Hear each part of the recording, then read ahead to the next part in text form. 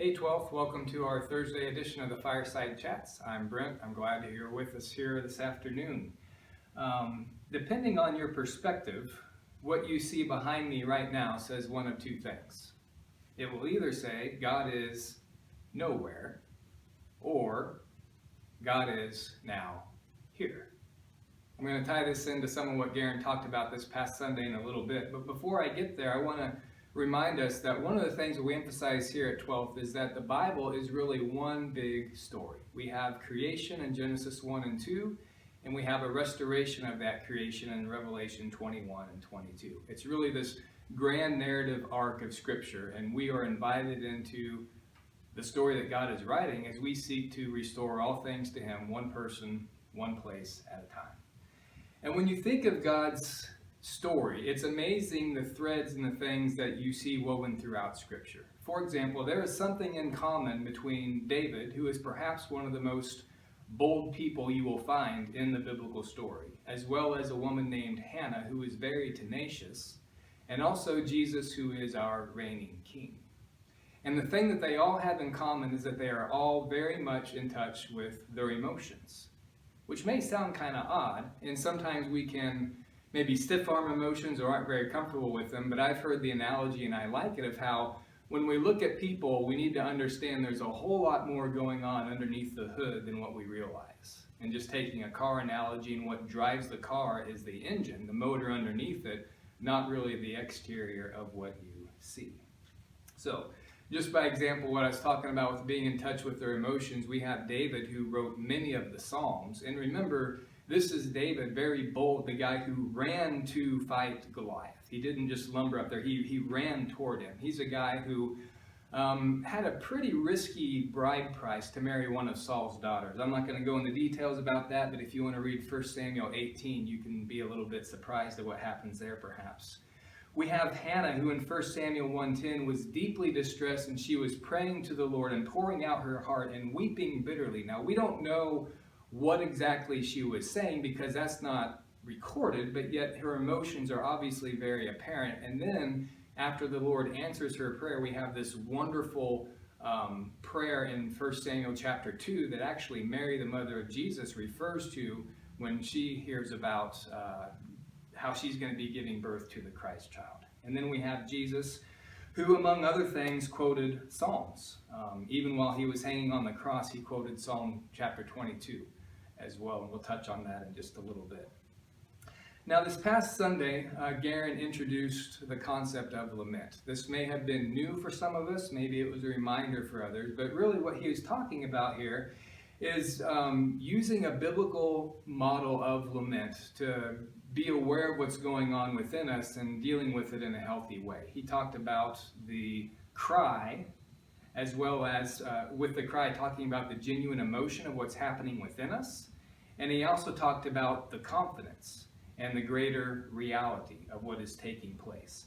And what I'm here today to encourage us to do is to act on the things that Garen shared with us. If you're like me, sometimes you hear something and you think, oh man, that was really good, I need to do something about that. But then Monday rolls around, or Sunday afternoon even rolls around, we sometimes don't quite get back to what we intended to do. And so I just want to invite you to step into utilizing some of the tools that Garen introduced to us on Sunday. If you recall, he did the feelings wheel and the soul words on the back of that. These were links, I think, linked into the sermon. I've made use of those for quite some time now, and I find it to be very beneficial. Now, you can use those simply in praying, but what I'm going to encourage us to do, and I'll show you a model of how to do it in a little bit, is to actually spend some time and write down your own lament. There is something different that I have found in talking with others and even reading about it, surprisingly, or maybe not surprisingly because it backs up experience. There's something different between simply thinking about something going on in our head and actually taking the time to write it down. It frees us up, it releases us to move on from it. Not that it's over and done with, but we process it differently and can have a different perspective on it.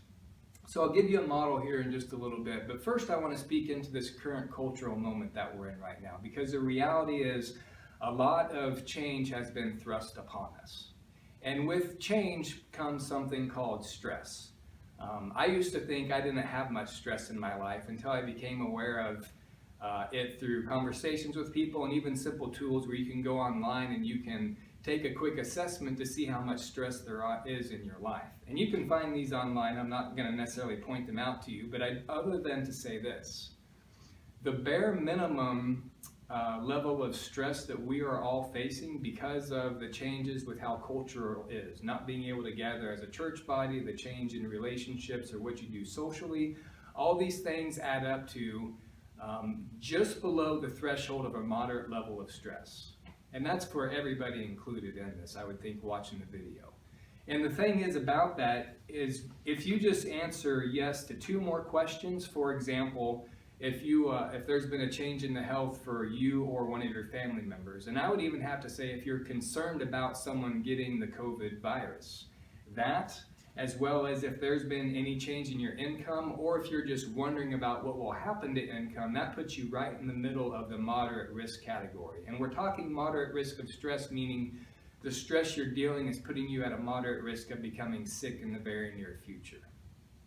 Now, I share those things with you not to make us paranoid, but just to remind us that right now in this current cultural moment, so much has been thrust upon us, and there's a lot going on underneath the hood, as I said earlier. So I want to encourage you and invite you to step into experimenting with writing your own laments.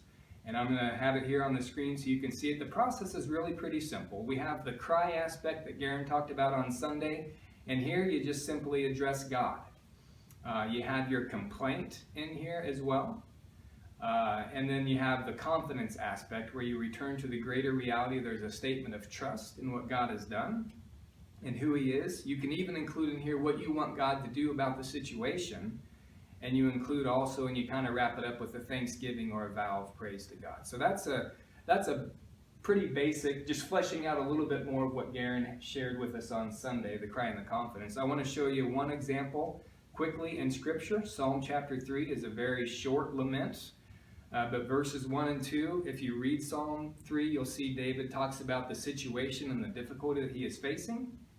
Verses 3 and 4, he returns to the greater reality and the reality of God, and then he ends it with a perspective and a waiting, because just because we pour ourselves out to God, because we get in touch with what's going on within us, there's oftentimes a waiting period that takes place after that as well. It doesn't automatically fix everything. We're just simply seeking to deal with things in a helpful way. One other example that I'll simply point you to, if you look in Psalm 22, it's interesting. It goes back and forth between pouring out your heart to God and revealing a deeper trust, and that's just an easy one to follow as well. I hope you found this helpful. Once again, I just want to encourage you to step into what Garen shared with us this past week. Bring all that we are before God, including our emotions, and trust that He'll meet us there.